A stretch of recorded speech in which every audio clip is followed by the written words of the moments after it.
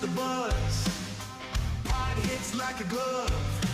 Feel that adrenaline rush.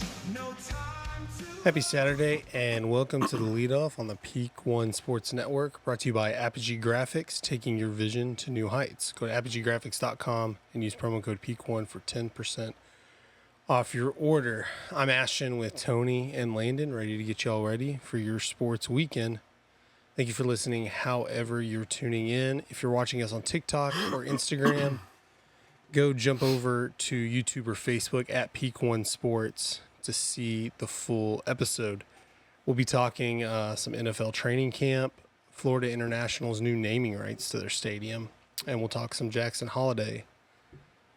But first, say goodbye to unruly behavior and hello to a well-mannered pup. The Dapper Dog Academy stands out as a top-notch training canine institute located in Cleburne and serving the DFW Metroplex. You can contact Korri and the Dapper Dog Academy on Facebook or call and schedule a consultation today. All the info is in the description box below. Again, thanks for listening. All right, so earlier this week, guys, or you know what? I didn't even ask how y'all were doing. I'm just jumping into sports. What's going on, guys? 2 weeks in a row, we've come into the studio. Yeah. No, I'm... New sanctions coming down from the top. I just noticed ratings were up. We were getting a lot better content in here. You know, people aren't bashing us for being a sports podcast on a Zoom call. That was an actual comment. Not on the last week's episode, obviously, but yeah, no. Let us know what y'all think. You can go back and look at other obvious shows. I mean, that comment does realize, like, podcast blew up in 2020 when you couldn't, and that was the only way to.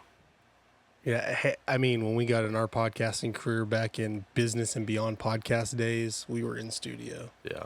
And in fact, we kind of stayed away from video calls unless we had guests out of... Yeah, we were straight podcast, just audio. Oh, yeah, that is true. Yeah, we were just video audio. for quite a while. We were just focusing on the audio versions.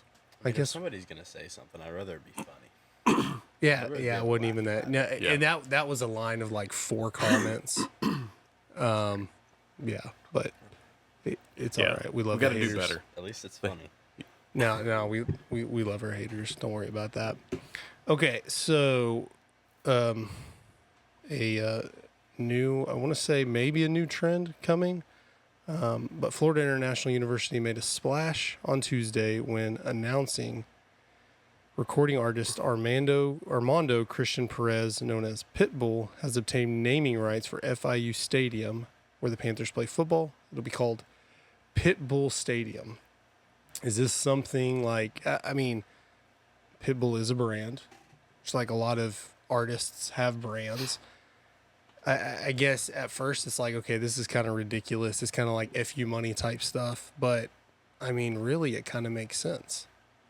Like, if you're going to have AT&T Stadium, or I don't know why Great Value Stadium popped in my head for the Broncos when, Walmart bought them out. We made fun of them and said they're going to name it Great Value at Mile High. Why wouldn't Pitbull or other artists buy naming rights to stadiums?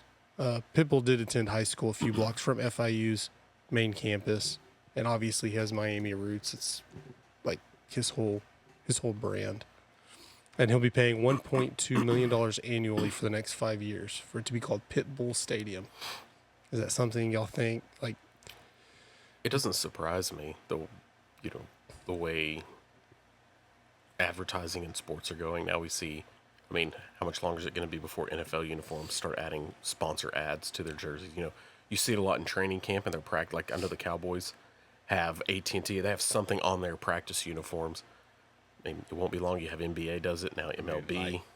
You see, like, the Mexico baseball leagues and stuff like that. Yeah. So their jerseys are... They're completely covered, full pants, of- everything. Yeah, you're right. Full of ads all over the place. yeah, but is it kind of refreshing it being like Pitbull Stadium as opposed to like when Cowboy Stadium went to AT&T Stadium? I was kind of like, they were the one team. It reminds you a bit of like high school where you would name a stadium after someone. somebody, yeah. Yeah, it's almost more like that, except he had to pay to get his name on there. But like the day will come when Yankee Stadium will be No, I don't. eventually. I don't think so. I thought the same thing when we were talking about ads on uniforms, and then y'all informed me last week that they've put an ad on the Yankees. I don't think so. It may not be in the next 20 years, but I don't know. that I know that would be hard. Like I think you would this probably old have- guy over here, the youngest guy, he's getting that old. Like, oh no, you can't do that. Oh, I think you would see it as like, Verizon at Yankee Stadium or something. I think it would still have Yankee as Stadium long in as it. it's I a think you would have big, something as long else. as it's a big, not say a big company, but like Cowboys AT&T Stadium, or it'd have to be like Ford Stadium or something like that. Not like is it the Pelicans Smoothie King Arena or Amway.com or whatever. I don't think it's Amway whatever, but there's like something.com crypto, which I was like Staples. Really, when Staples Center, I never thought of the store Staples, which is kind of weird. I just thought, oh, that's what it's called. Yeah. I mean, I knew, but it didn't make me think of this Staples. It had been named that for so long though. Yeah. Way before you had heard a lot of stadiums. But you kind of get bashed down with the ads. I mean, I think it's the same with like Lambeau Field would be. Oh yeah, That's an iconic. I don't know one what would be worse, Yankee Stadium or Lambeau Field being. I guess it could still be Lambeau Field. I think they're But on the if you same. think about it, Lambeau Field isn't like Lambeau Field is the original Lambeau Field. They just made renovations to it. Yeah. Yankee Stadium's been Yankee Stadium through 3 stadiums. That's Yeah. true. Because they had polo grounds. Yeah, it sort of like the ballpark in Arlington. Eventually, it was AmeriQuest Field. Right now, it's the newer one is Globe Life Field, and I know some people call it the Globe, but I still call it ballpark in Arlington. But Lambeau Field, I think you've seen it with like the Redskins issue. People are like, no, I'm going to call it Redskins. I don't care. And I think the same thing will get It's Lambeau ingrained. Field. Yeah. But if Pitbull bought the naming rights of Yankee Stadium, I mean, it would have to probably be like $50 million or something, not $1.2 million. Would that bother you as much as like a company? I mean, Pitbull, I guess, is basically a company. It's a brand. It's, I think, because college football usually doesn't do this. Yeah. I'm not gonna say they don't. There's probably a few stadiums, but most Like stadiums. Hard Rock Stadium, Yeah, Miami is. yeah, it's a professional stadium too, But they're like high schools. They're typically named after someone. yeah, and it's not really like. I mean, I guess if they pay for the stadium or the gym, they'll name it. It's not really an advertisement as much as hey, they donated the money. It's we're gonna put their name on it. But this, maybe two different trends looking at like you see artists putting their name on stadiums and kind of dipping your foot into college football because most state like Kyle Field, that's not an advertisement. Most college football stadiums are Memorial Stadium or whatever. Same in Texas. Is, Named after coaches. Daryl K. Royal. Yeah. Yeah, they're named it. Nick Saban Field is now what's the name of their stadium? Is it like Bear Bryant Stadium or something? Yeah. Alabama, and now Nick Saban Field and Cameron Indoor for Duke and Coach K Court. Like you don't see a lot of brands, but this might be. I'm surprised I think- as well, money grabbing as the obviously NCAA is. NIL, they need more money to spend. So this is going to help. I mean, it's another, what would you say, $1.3 million a year? I think That's for nothing. I think for smaller schools, that's like a 5-star. Well, it's But that gets them a FIU 5-star, too. right? Yeah, I mean, FIU too. FIU's not going to bring in a 5-star, but Pitbull's paying for a 5-star a year. Yeah, But you get a That few is donors true, like yeah. that, that is you true. turn your program around. But I think smaller schools it's probably better for them, but I don't see I don't see an SEC school doing that. So I just agree. think They don't need the money. But at the same time, if Kroger wants to drop, well, no, I just think Kroger. That's Kentucky, Kroger Field. Is that Kroger like the store? I know they're Kroger Field. I'm assuming, but like if Kroger want, but Kentucky is obviously, as SEC football goes, kind of the bottom of the barrel in the SEC. I mean, it's probably going to turn into having to be a whore on the street. Really, I mean, You have to. I don't know. You just have to sink to that level. I don't know that Alabama will change from Like I could see him going from Memorial Stadium to something, but I don't know. Let's just throw Kroger out there. If they wanted to pay $40 million to Alabama a school year, like Alabama is bigger than most corporations. I mean, they Seriously. really are. So I think they can get by without having a big corporation coming in. They're not going to have Temu or some, those junky names. they- Like those go to lower Temu, market. yeah, Temu lower would- market. team would be maybe like Sam Houston State or something. No shade on Sam Houston. Okay, so Pitbull, $1.2 million annually. Here are 15 things he gets out of this. It's not just the naming rights. He gets the right to use the stadium for 10 days a year, rental free, for events, which could be concerts or something else. That's kind of cool. You can do concerts there. Make sure I'm pronouncing this right. His vodka, Volley 305 vodka, which was co-founded by Pitbull, will be the preferred brand in the stadium club and stadium suites. It wasn't long ago they were talking about they don't sell alcohol or liquor or anything at college games.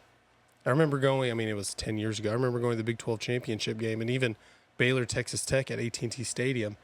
And there was only one, not that I was searching for it, but there was one bar open. They would only open one bar because where it was located, they were allowed to open it. But you weren't allowed to have any alcohol. You also weren't in the club suites, so. I guess that's true. Club suites are a little bit different. Jerry Jones didn't invite me that day. Number 3, future programming such as Q&A sessions for the College of Business and School of Music and Environmental Sciences for student athletes.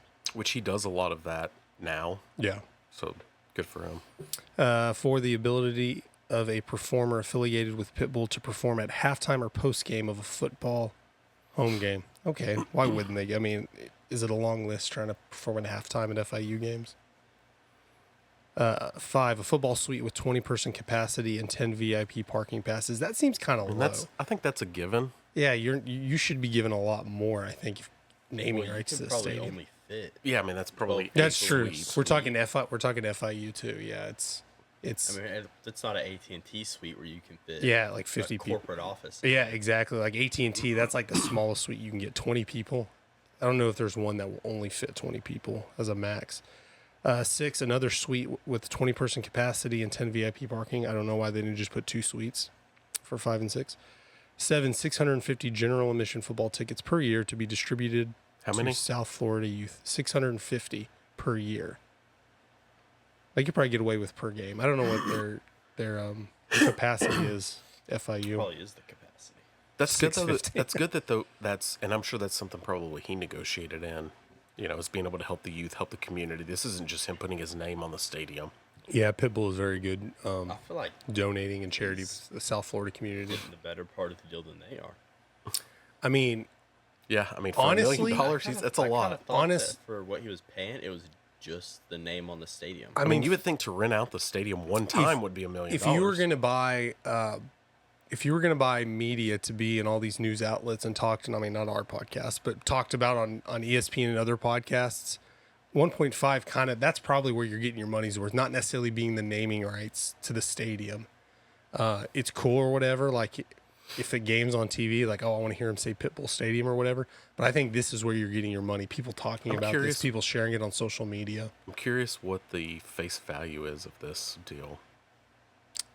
Like including all this media, I don't even think you can. Forbes could come in and the tickets that he's getting, the face value. Oh, for FIU, like what they're getting. Yeah, be over $1 million. Yeah, I would think he's getting a really good deal at it. He has 2 suites and 20. Oh yeah. Let's break down. Outside naming rights. Let's break down all this stuff he's getting and how much. Yeah, he's probably getting a kill. Again, we're talking about FIU. I'm sure, we could, 12 courtside seats for all basketball home games. That's something like we could give, whatever. And that's something that I'm sure Pitbull will be there a lot, but he's probably auctioning these off for charity, giving them to charities. Yeah, his people there as well that work for him.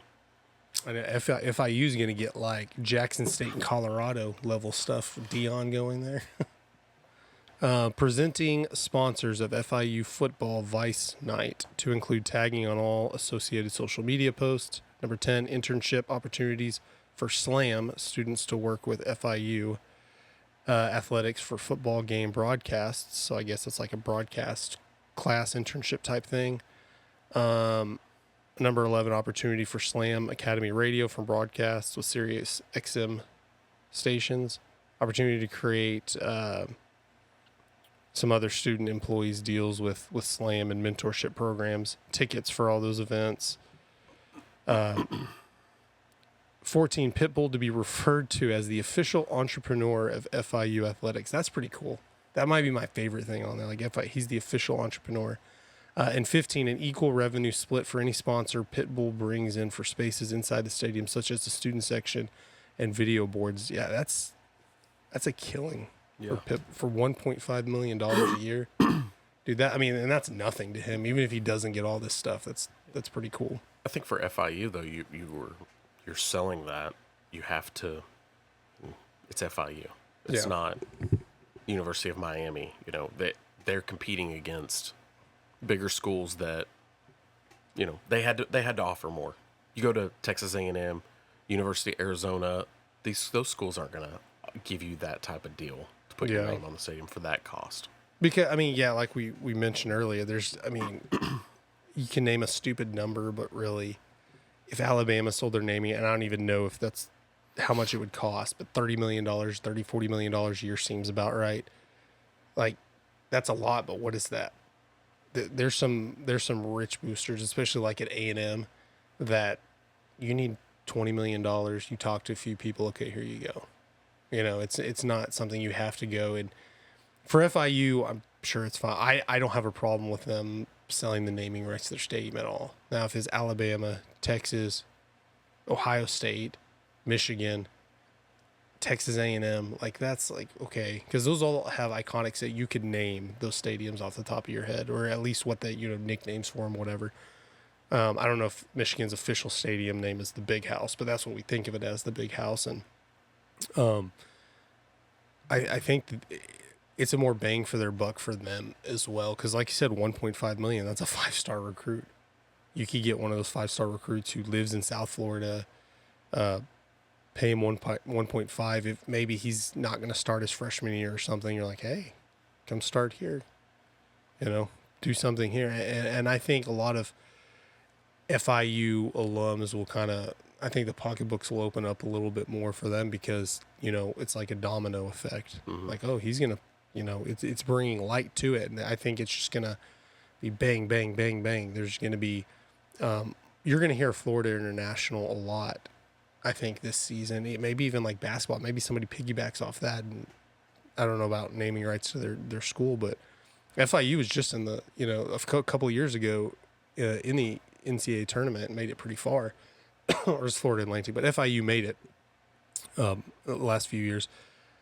I think that's something that can have a big effect, as opposed to, I don't know, Matthew McConaughey's tequila or whatever he has being UT's official. If he could afford $40 whatever million to be, I don't think that brings as much to Texas as it probably brings to McConaughey, because we're talking about naming rights to a stadium for the first 15 minutes on our podcast. I think all this media is worth it to Pitbull, where it's like it's kind of donating money to a school. They put his name on the stadium or whatever. Yeah.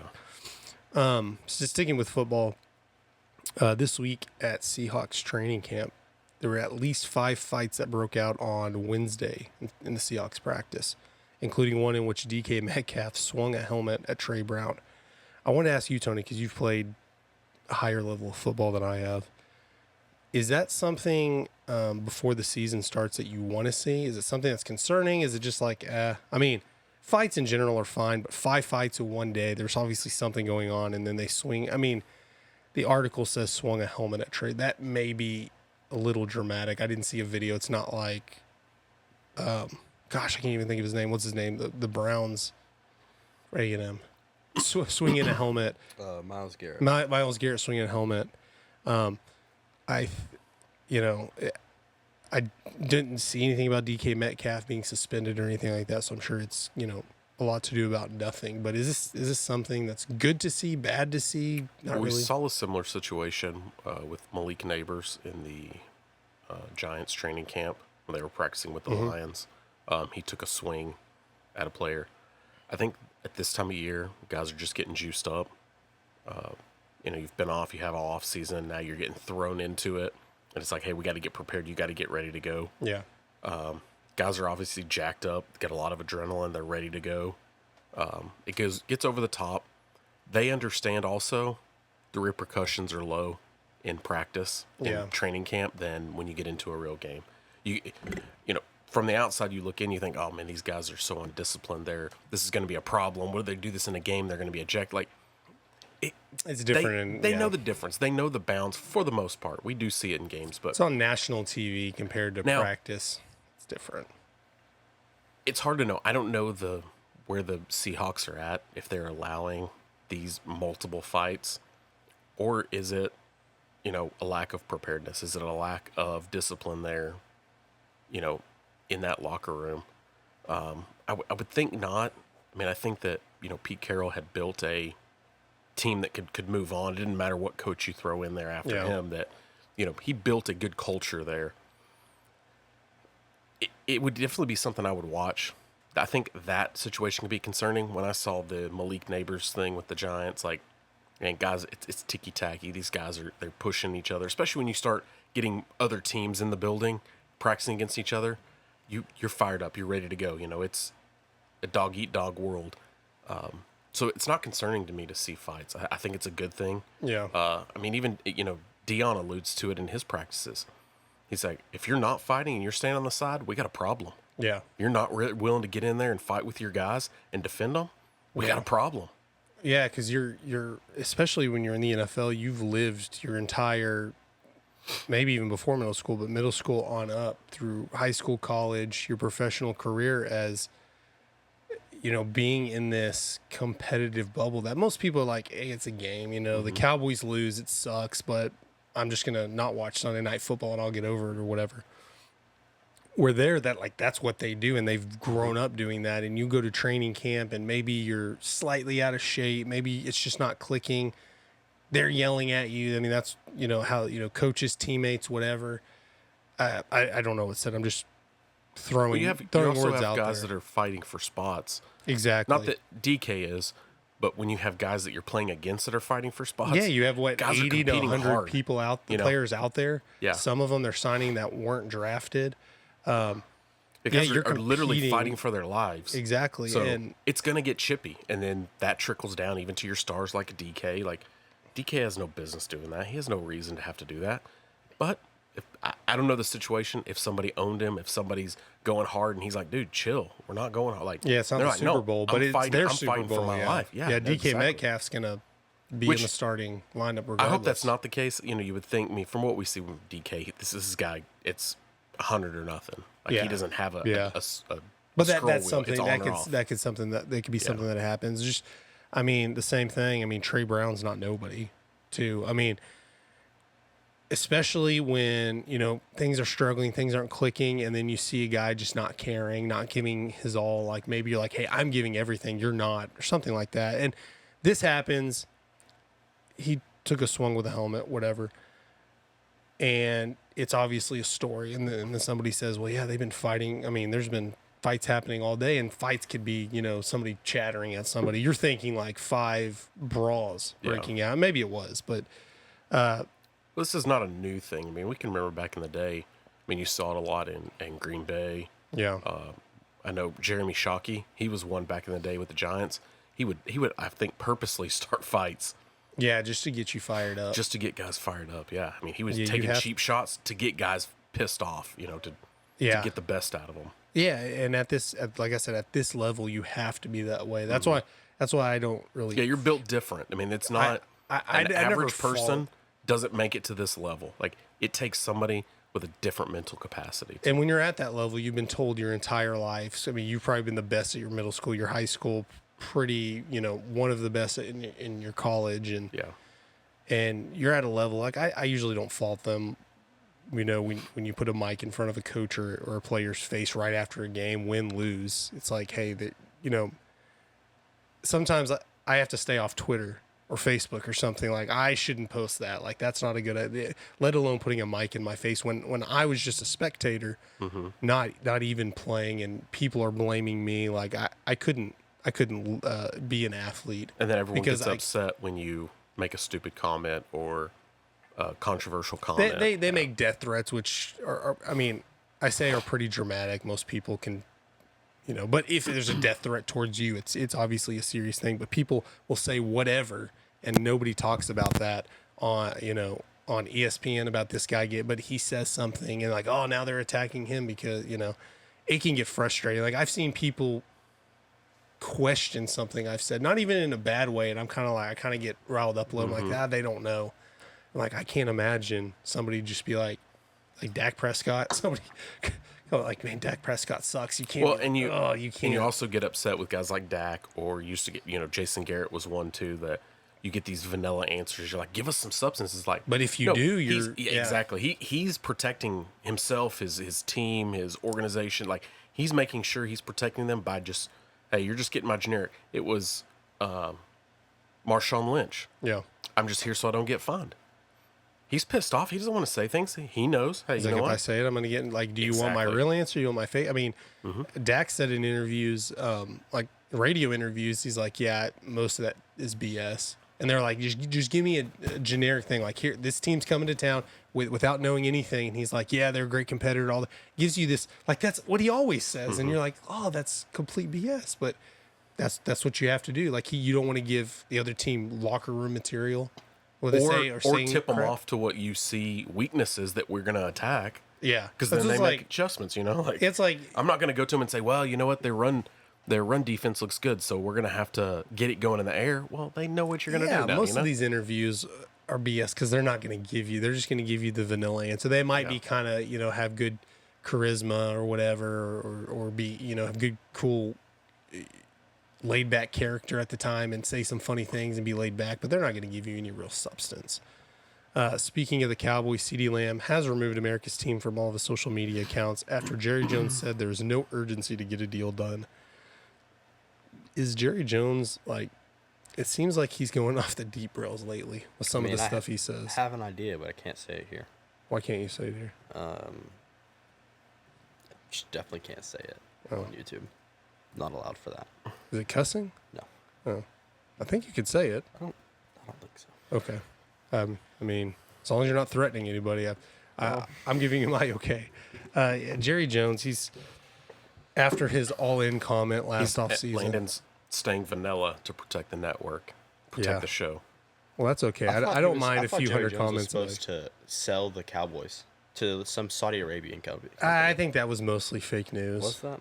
I assume, like, I don't He think got all the there's Cowboys fans excited. I know, yeah. I saw it. I'm like, no, there's no. And I almost went and commented on some people's, like, oh my gosh, is this happening? I'm like, not that I'm like an insider or anything, but like I'm pretty sure that's not happening. But the off chance that maybe he has some backdoor deal going, because Jerry Jones is he'll give you substance, but it's hard to trust with a lot of what he says. He'll say stuff. He'll say like, oh yeah, he's playing, he's doing that, and then it, how many times did you hear from Jerry Jones when Romo was hurt and Dak took over? This is Romo's team. They were 8-1. This is 9-1. When Romo's ready to come back, he's coming back, and he never played enough. Well, I guess he played at the end of the season when they had already clinched the division, but he never played another real meaningful snap for the Cowboys or any team again. So it's Jerry Jones is different because he'll give you substance. He's not going to give you vanilla answers, but he's not going to give you the right stuff, i.e., all in. Yeah. But he said there's no urgency to get the deal done. I'm sure there's urgency on their part to get a deal done. He's just playing business. Just like Dak Prescott said he wanted to be a Cowboy the rest of his life the last season or two. And you're thinking, oh, do you really want to say that, though? His agent's probably like, don't say that, because now they know you want to be a Cowboy. You'll get a deal. And now you hear him saying, well, I could see myself playing for another team. And again, he might next year, but I think it's all just, hey, we're going to say this and freak Jerry Jones out. And Obviously, I don't know it from his side of running a whatever it is, multi-billion-dollar company, but it doesn't make sense to say something like that about a top 5 receiver and probably one of the best receivers you've ever It's an all-pro. had. Second behind Michael Irving. I think we take this one sentence out of context, which it's not really out of context, but when, if you hear him, in an interview, it doesn't sound as dramatic as there's no urgency to get a deal done as much as, oh no, we're confident. There's no urgency. We're confident everything's going to work out the way it is. That sounds a lot better, but I don't know that CeeDee Lamb pays attention that much to his owner's interviews. He just sees in the media, Jerry Jones said there's no urgency to get a deal done. And from CD Lamb's standpoint, which he's sitting out, there's definitely an urgency. Jerry Jones doesn't believe there's no urgency. They're talking every day behind the scenes, like, what are we going to do? We have to get this done. Not only you can't start game one without CD Lamb, let alone getting him in shape and ready and all that. Yeah. I mean, I wouldn't worry about him being in shape. I'm sure that's what Jerry's looking at is this guy's an all-pro. He's training. He's going to be prepared to play. Let him sit out the preseason. We don't care. Yeah. He's not going to play anyways, so. And if Jerry Jones, like I said, I mean, says, and a lot of people will say, well, you got to work with the timing between Dak and CD. It's not a problem. it was a problem against Green Bay. They're not getting meaningful. half. They're not going to get meaningful snaps together where timing matters. You're not going to get your timing down in practice. I'm sorry. How much is Dak even going to play in the preseason, really? That's what I'm saying. Is Hopefully if these guys don't play in the preseason at full tilt, like game time situation, game time speed, game time energy, like these guys don't have the energy and the I don't know what I'm looking for, the adrenaline in a practice for that to matter. Like timing changes between practice and I think it's games. overhyped. Now It is. Now, Micah Parsons playing on defense might be a little different. They have a new defensive coordinator, a new scheme. You might, There's and a really lot you're learning. that's confidence for us as fans being able to see it because they're working it. They're running game time drills. I think NFL adding more games and less preseason games. There's controversy there just because players are having to do more work and put more wear and tear on their bodies, but the NFL knows preseason's BS. It's like maybe back in the day, in the 70s, it was different because these guys are coming from bagging groceries, working real jobs. These guys, for the most part, I know, your bottom level guys, which we talked about, they're playing for their jobs, their lives. They're not necessarily, they're not millionaires, but they have off-season workout programs. We talked about a couple of weeks ago, like we're in a different era where it's not hard to go get a personal trainer, a coach, to play at this level. Especially when they all have agents anyways. The agents are hooking them up with their guys, their trainers they know. I have no doubt CeeDee Lamb will be ready. I don't know what happened to Zeke a couple of years ago, but it is, and I'm sure Jerry Jones, in that interview, he probably said we're confident CD is going to be on the field week 1. So there's no urgency on our part. I think it's blown out. Like, it is a factor having the chemistry right, being on there. You don't want the first time Dak throws a CD this year to be in week 1. But I think it'll be fine. I'm not that confident, or I'm not that overconfident in Jerry Jones' ability to get the deal done. Are we worried more about CD's Twitter when he changes his that's profile picture on there to him and Hollywood Brown, and then Hollywood Brown when they were at Oklahoma, and then Hollywood Brown puts up another picture of him and CD together on his Twitter. Well, Where's Hollywood at? The Chiefs. Yeah, if he, because this is a thing the newer generation of players does, because that's when like kind of our generation grew up, is unfriending somebody is like a big deal. That's how you show the significance of it. If he was like, you see this at free agents, like, oh, they're not going to resign. Like, CeeDee Lamb can only hold out so long. He's not going to be getting paid. He's supposedly going to get fined, but you can, if you rework a contract, you can work that out. But I think Jerry Jones and the Cowboys front office, their history of caving to players, what's CeeDee Lamb? He's just going to hold out and not get paid. If he's going to go play for the Chiefs, or he you're going to holds get out 3 first-round picks for him. Or he holds out and decides to come back later in the season and say, okay, fine, I'll play on this contract, but I won't re-sign. Next season, I'm gone. I think that's more significant. Not that's playing this concern. year. Yeah. It's what is how much wear is happening. I'm like, it's business. I'm sure they both know that. I'm not worried that CeeDee Lamb removed it from his Twitter and he's like, I'm done with the Cowboys. But don't believe Jerry when he tries to make it sound like they're a family and that this is anything different. Yeah. it's still a business. And the Yeah. players know that. I don't know if Jerry knows He'll that. say, yeah, we paid Zeke, see, we're family. It's like you paid Zeke because you caved to Zeke. And you saw Zeke getting fat in training and not being in training camp. You needed to get that deal And Zeke was never the same Done. running back. Done after quicker. that. What worries me about it is that they let Amari Cooper walk the year after he had a top 5 season. Yeah. And they just let him. They didn't. We didn't trade him, did we? We just legitimately. No, let him they walk? traded him, but it was his last, I think it was his last contract year. The fact that we didn't re-sign him scares me. But I'm hoping because CD's a I mean, you hope. A way drafted better, guy. he's a way But better player wears too. 88. that's Amari, just something that they Amari, try to keep in. Amari Cooper was a great player, but there were games, usually on the road, he would like have 2 catches for 20 yards or something. But also, you have to look at Jerry Jones. He thinks he's the smartest guy in the room, Yeah. and he's not going to let anybody tell him otherwise. So, And I think wouldn't. it's I wouldn't put it significant. past him making a stupid decision. I think it's significant. You talk about 88, that's, hey, he put 88 on his jersey. It shouldn't matter at this point, which I'm kind of in that way. I'm like, I hope he's an all-time great Cowboy because he wears 88. he it was put sad. 88 on a jersey, and CD didn't want 88. Yeah.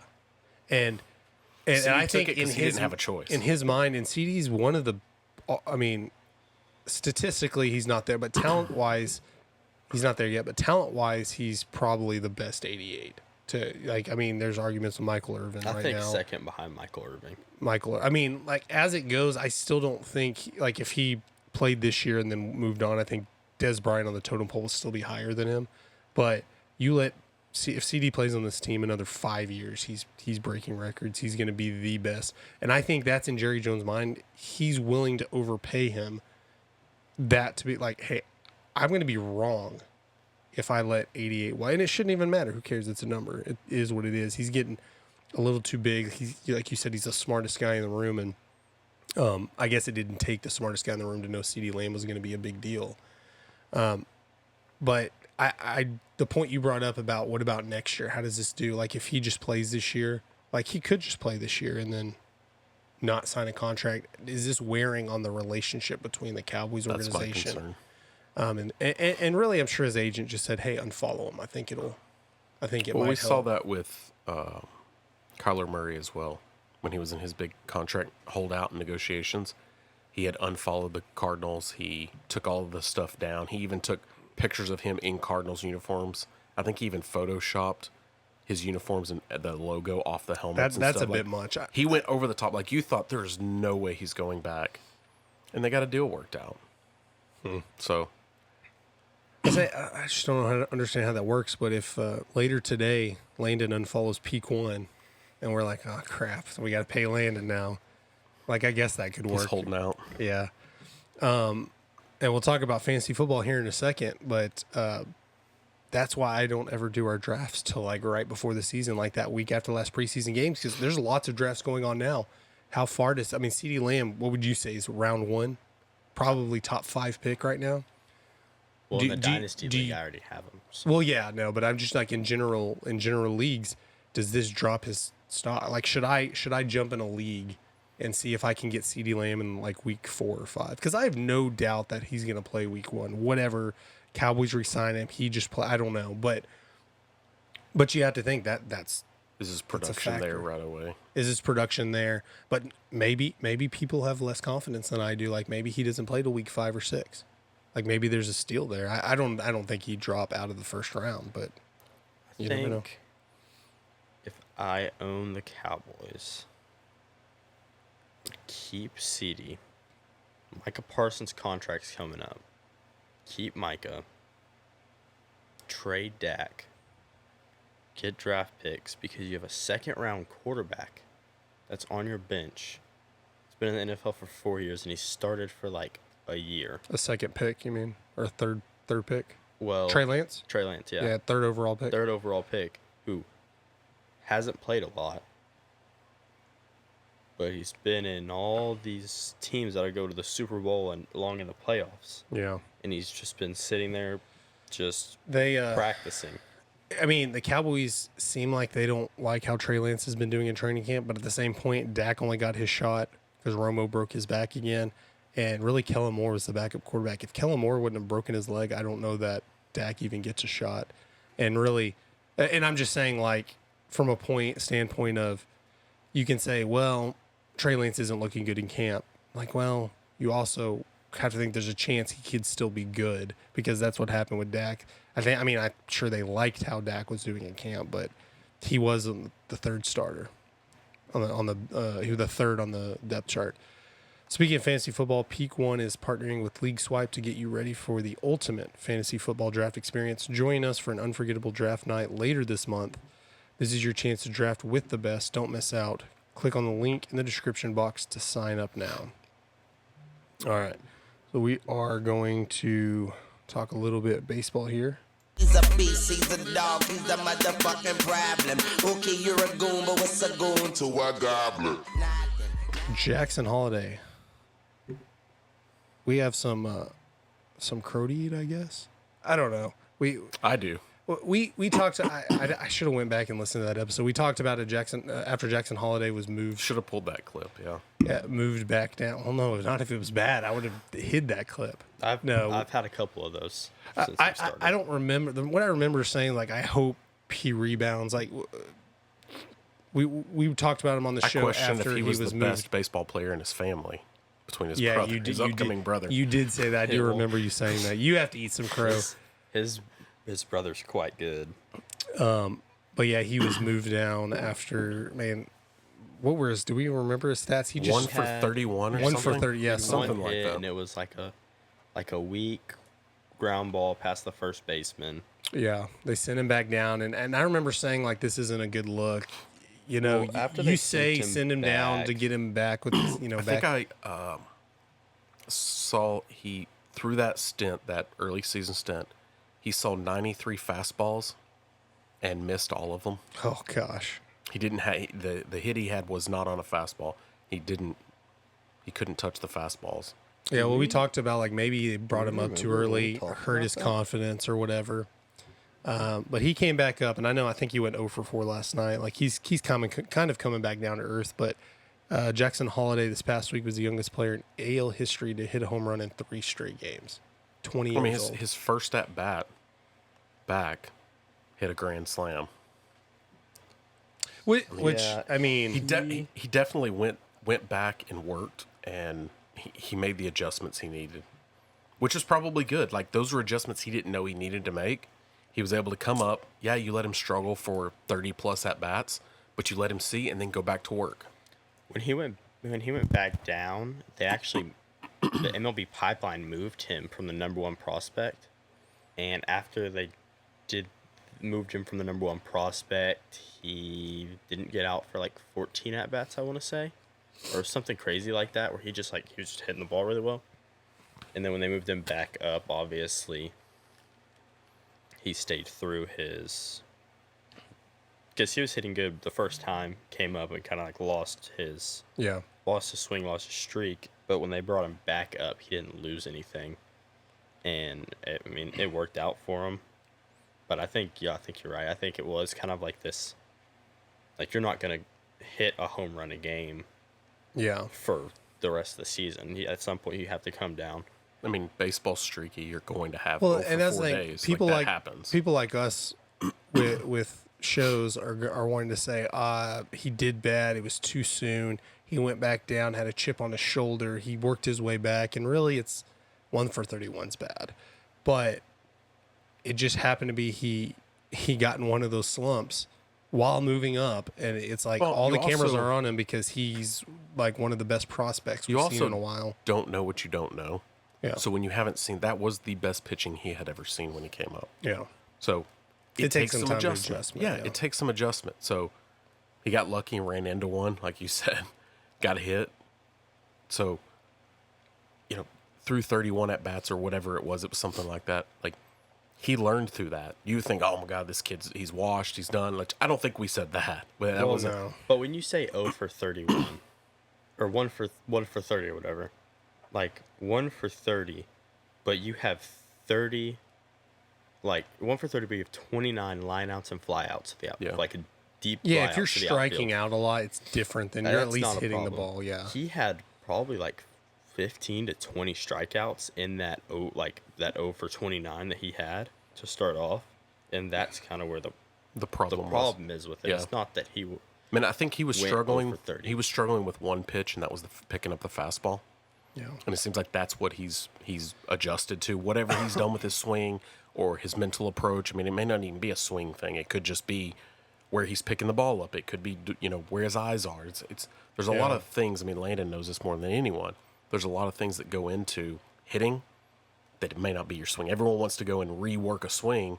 It might not be that. And lots of times you could take Korri Seager might go 2 or 3 games without a hit. And we're not nothing. But when you're 20 years old and you go, and then people are like, okay, you're supposed to be the best prospect. What's happening? And you let that get in your head. Not that I'm saying he did, but when you're 20, you handle it completely different than Well, and when you're not, you haven't proven yourself yet. Like when you haven't proven we're yourself, gonna the tell hype is Korri up Seager there. he's not You're on good anymore. ESPN. Exactly. You're on ESPN every night because you're supposed to be like, dude, they've been waiting for you to come up, and then it's not working. You're like, well, what's happening? Like, I'm sure that got into his head, and that probably alluded to the problem a little bit I more. think part of what's going to change now that you saw he came back, he rebounded, he fought through that, goes 3 straight games hitting the home run. It's not the 3 straight, like you said. You're not going to hit, there's no expectation to hit a home run every night. But he proved that I'm supposed to be here. I can do it. I've got the juice to do it. I'm supposed to be here. That should take all doubt out of anyone's mind. The kid came up and did it. Not in 1 game, he could in 2 not games, be in an 3 everyday games. guy Absolutely. this year, maybe not even next year. It's matchup. It'll be matchups. But we see it with Evan Carter here because it's local to us. We see it more like in the playoffs. He was an everyday guy, and now he's hurt now, but for sure. He was getting subbed out if a left-handed pitcher came in. Yeah. Like how do you? Because he couldn't hit. Yeah. Like you can't go from. Well, Like how do you go from what you did in the playoffs? Yeah. Being not even technically a rookie. Like he didn't play enough games to be classified as a rookie. And this doesn't mean Holliday's going to be a Hall of Famer necessarily. I mean, you're not going, like you said, you're not going to hit a home run every single game. It may have been an anomaly, but you've proven that you can come up and you can hit, because that was the thing. Like, can he even hit Major League? Some people just come in and it just doesn't work. And he at least has proven he can hit. Now he's just got to stay consistent with it. And that doesn't mean he's got to get a hit every game or, I think it's really exciting though to see him get up and have success. Yeah. And the same like with Max Clark. We hope we get to see that as well. This is like guys in the past few years we've seen that have been touted as the best, right? You get to see them at the high school level, but actually getting to see them transition to the show. Like, we haven't seen a lot of that. A lot of these guys, these big prospects, high school prospects, you don't necessarily get to see them ever make it to the show. And these are, with him and with Max Clark both, like, these are guys I think that really have a shot to be superstars in this league. Yeah. And that's fun to watch. And I'm glad that Jackson Holliday was able to figure it out so quick. Yeah. Because I really thought, man, I hope that doesn't break him. Yeah. And now takes him years or he never gets back. Well, people like to fall into the hype and think like I know batting averages have been down. Like 250 is a pretty good average. Like not for like Shohei Ohtani or anything like that, but you hit 250, you're going to definitely make a career for yourself. But when Jackson Holliday, you're like expecting him to hit a home run most games because he's the hype's up there. But it's like, just calm down. He doesn't have to hit 300 right out of the gate. Like, he can make a career. Like, look at Mike Trout. Mike Trout kind of ruined it for us before he was getting hurt. He was putting up these stats. Ohtani's putting up these stats, which we'll talk about in a second. Another record he has. He's putting up these numbers, and that's what you expect. You expect, okay, he's gonna get a couple of hits a game and stuff. It's like, well, that's those are generational. generation, and he may be a generational talent, but he's not gonna be a generational talent at 20 years old. That just means he has the tools, and the scouts are seeing it in him. Like, he has the potential. But I mean, how many do you see that? I mean, we heard the hype about Mike Trout, and until he started getting hurt, he lived up to it. Shohei Ohtani is living up to it. They were both of those guys. I heard comparisons like this generation's Babe Ruth, and they were kind of living up to it, which is weird. You have 2 generational players. Just shows how bad the Angels organization is. They can't even take advantage of that. But it's like, give the guy a break. It's like 3 home runs. like now it's like if he doesn't hit a home run for a couple of weeks, you're like, man, now what's going on with him? But And let's also not put the pressure on him and put him in the Hall of Fame now. exactly. Let the kid develop. Let him play. He's definitely proven though in this past week. Yeah. He can do it. It's It's not a fluke. You don't fluke your way into baseball. Yeah. Like if you do something, it's not just by accident. Yeah. Baseball's a different sport than other sports that you accidentally look good. Like I mean, we saw baseball. it with, You're with, not. with Skeens. He was up there, and it got to the point where And he's a lot of people he's throwing up those thought they were like- generational numbers. people thought like if he pitches, they might not ever lose if he pitches, Yeah. and he finally lost, and you go and look back and you're like, It's like 2-1 or something. yeah, It was it was ridiculous. He like- still it was threw out like ridiculous he wasn't numbers. the Yeah. reason that they lost. He plays for the Pirates. That's why they lost. Yeah. Like he can put up. Like there's no reason that you should lose if you hold the team to 2 runs. Yeah. Especially on a team that you have your shortstop 6'7", 215 pounds, and he hits the ball 115 off the bat every other at bat. But I mean, you think he could get 2 runs himself. when that's one of your only hitters on the team, I mean, if you're starting pitcher for the Rangers, you're probably dealing with kind of the same thing. Yeah. The Rangers, by the way, off yesterday after the game against the Yankees was canceled due to rain or postponed. They'll play a doubleheader today. Tony, you're a bigger man than me because if I would have brought up the fact that I said that he might not be the best player in his family, that his brother, alluding to his brother being better, I would have just backed that up and be like, no, I knew Jackson Holliday was going to be great. His brother's just going to be even better. But yeah, you did admit you had to eat the crow. his brother is pretty good. His brother's in my grade. Okay, so And we'll see he's him. So you're saying in about 3 years he should be hitting about 350. He's an OSU commit right now. I want to say he had like 400 plus in high school as a junior. Did he? He's one of the top kids in our class. He plays for Team USA right now. Is he? I guess you don't get drafted till he'll be up for this year's draft if he wants to be. If he's Or they just had the draft. I mean, next year's draft. he'll be eligible for Next summer. Next summer. summer's draft out of high school. I don't know if he'll go draft or not. No. Texas A&M's Jace Laviolette, though, is Yeah. tracking. Looks like the number 1, Yeah. potentially the number 1 overall pick next year. To the Chicago White Sox, which we'll get to in a second. Shohei Ohtani doing Shohei Ohtani things yesterday. 35 home runs, 30 stolen bases in 113 games. That's the fewest number of games in MLB history to reach those numbers. He might be the first ever player to win MVP solely as a DH. First primary DH to go for a 30-30 season too. Yeah, and if he would have pitched one game, that's like last year he had to win MVP. Like I know Judge was doing, hitting Judge things. Yeah, Judge thing. I didn't want to use the same, but he breaking AL records of home runs. But it's like your Ohtani is like a top 10 pitcher and like the best hitter or second best hitter. Well, I know he's in the NL then, but it's like this year there's a real comparison because he's just hitting.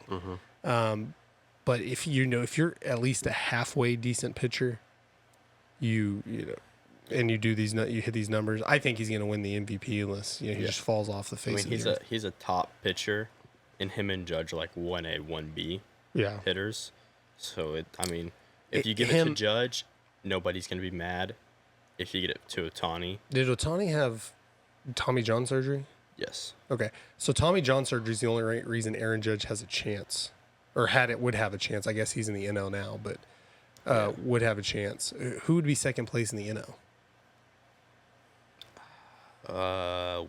Bobby Witt. Yeah, no chance. Okay, so Ohtani's got it one. White Sox terrible season. The record is 28-90 on pace. What's their losing streak? Is it 22? 22? It was no, it was 20. They won the other night. This losing streak. They won 20 straight games. The only team above them, which was 20. I was hoping because tonight would be the night they would be tied right now, if they wouldn't have won the other day against the A's.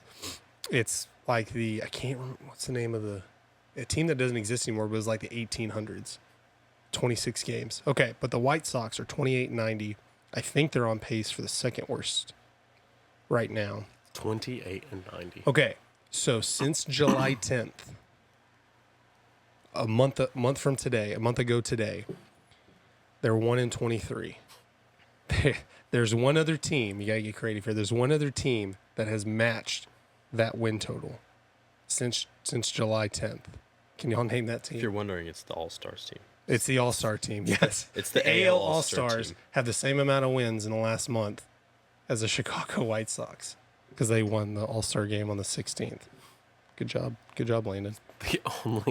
No one else has only won one game. No.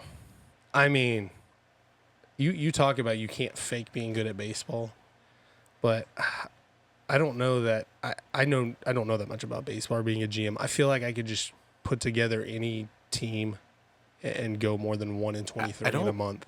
And again, I don't think that is players. I think that's management. I mean, it has Having a to team, be players. having They a just team. let their manager go. Like, this is his second season. Like your players aren't showing up ready to play. You're trading away your players. You're starting pitchers who are pretty good. You're letting them go like 2 or 3 innings. Like, you're obviously you're fine. I don't want to say tanking. It's different in baseball, but you're protecting your arms to trade or for future or whatever. I mean, if they truly are just like, we're not good, we're just going to tank, this is a generational job at tanking. You won at tanking. Like, you could win the rest of the game. You could win every game for the rest of the year. And You're you probably still in last place. You wouldn't be close to like... You're getting A&M's, what's his name? You'd mentioned earlier. Logan. You have the first overall pick. I was going to say outside of trading, but you can't trade those picks. You probably... I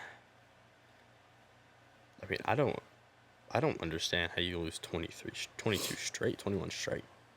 I guess Like, you would have to not just, accidentally win. And it was against the A's. You did beat the A's, but that still. shouldn't even count. Yeah, like, you take the worst team of all time and the best team of all time. They play 10 games. The worst team's probably going to win a couple of those games. Like, that's just how baseball works. The Dodgers have the best record right now. The Yankees have been kind of sliding. It's probably the Dodgers. Dodgers Anyway, and they Yankees. probably haven't had that many series sweeps this year. Probably a few, but not many. Most of the usually that doesn't happen. You're going to get a win here or there. I mean, it's completely different because you have different starting pitchers. You have a lot of different things going on, but it's hard to lose that much. Like, you would have to like be trying to lose, and it looks like the White Sox have been trying to lose how they've been playing. I mean, is it a better feeling to win and not be 0-22, or is it a worse feeling to lose? Like, as the A's, you're going in there like they're 0-21. There's absolutely no way we lose. This team couldn't play baseball. I think it might be scarier to go into it. And then you go being in like, and we're going to be lose. the team they're going to finally get a win on to break their streak. That's true. It was funny. Tonight would have been the night if they would have kept losing. They would have lost 26 last night and be going for the record today. And they had a fireworks celebration, a fireworks show planned after the game tonight. And I guess that's how you get fans in the stands when your team is 28-90. And there were thoughts because they're playing the Cubs, like, if you lose and you have the all-time record losing streak, do you still shoot fire? I mean, you have to. That's why they're there. No one's going to watch that team. But you're going to shoot fireworks after you're the worst team. I mean, it's probably going to go down as the worst team. I'm kind of rooting for it just for... Are they going to be... I think they're going to be the next A's. I mean, well, the A's, though, like... The A's are always bad. But they're not, they're like, never that bad. terrible. Yeah, because Moneyball kind of keeps them relevant. They'll have a random year they win 85 to 90 games. But even then, they were bad this year, but still, they're... the Marlins, I think, are worse than the A's. Obviously, the White Sox, the Cubs might be right around there. They're not, like, the worst team. They should be. Like, that's probably even worse. Chicago has some decent players. They've been trading away, but they still have some decent players. It's just all time. And, I have to go look. I think that, you're obviously going to go by win percentage. I think the worst team only played 100. It was the Mets I don't remember what a game in the 60s, or a season in the 60s, but they only played 160 games because they decided we're not playing these rain out games. We're good. So you have a chance to lose the most games all time, but really you're looking at losing percentage, is winning percentage, whatever. And they're on pace to finish second in that. But then again, like, are they going to win another? I think they have to win 5 or 6 games the rest of maybe maybe a few more than that to get out of that. Like, do you see them winning that many games? And they're not like getting blown out. They lost 7-6 last night, but it's like, and during their losing streak, you go down. A lot of them are 2-1, 3-1. It's not like you look at them by themselves, they don't look that terrible. Just overall, you don't get a win anywhere in there. Even the Rangers will go sweep a team and then get swept. It's kind of odd. And they were going to be my losers of the week, but they won. The Bastards won the other night. So we have a different loser of the week, and that would be the NCAA for punishing Jim Harbaugh. Jim Harbaugh, who Michigan coach, ex-Michigan coach, he's the coach for the Los Angeles Chargers. Same thing. He's in the NFL now, and sanctions just dropped the other day. Harbaugh is sanctioned with a 4-year show cause order, the NCAA said. During the show cause order, Harbaugh would be barred from all athletic-related activities, including team travel, practice, video study, recruiting, and team meetings at any NCAA school that employed him for 4 years. And you think, well, if he goes back, that's when it starts. No, it's started. So he could theoretically coach Chargers for 4 years, then go back to the NCAA, and it's all gone. So that they put all this on him when he leaves, which, I mean, it's not undeserving. I mean, I'm not a Michigan fan. Jim Harbaugh definitely cheated. There's stuff going on there, and similar to Pete Carroll, he left when the heat was getting to him. I guess the NCAA did not like that. Additionally, if hired by a school during the show cause order, Harbaugh would be suspended for 100% of the first season of employment, which is they also said the results of which contest would not count towards his career, which I don't know how they would anyways because he's not coaching. But he. But if he's the coach on record. Yeah, coach on record. But he's. Yep. So I guess less incentive for him to go back to college for 4 years, which is pretty dumb. Harbaugh's attorney, Tom Mars, posted on X or Twitter on Wednesday, the way I see it from Coach Harbaugh's perspective, today's decision is like being in college and getting a letter from your high school saying you've been suspended because you didn't sign your yearbook. Mars continued, if I were in Coach Harbaugh's shoes and had an $80 million contract as a head coach of the Chargers, I wouldn't pay any attention to the findings of a kangaroo court which claims to represent the principles of the nation's most flagrant and federal antitrust laws. So Jim Harbaugh wrote a tweet, sent it to his attorney or lawyer. And said, post this for me. Yeah. So I'm gonna bring up something. I don't know why I didn't type it in. I forgot, but I screenshotted it, I think. While you're bringing that up, I have something that'll rival your loser of the week. Okay. The MLB will not sign Trevor Bauer.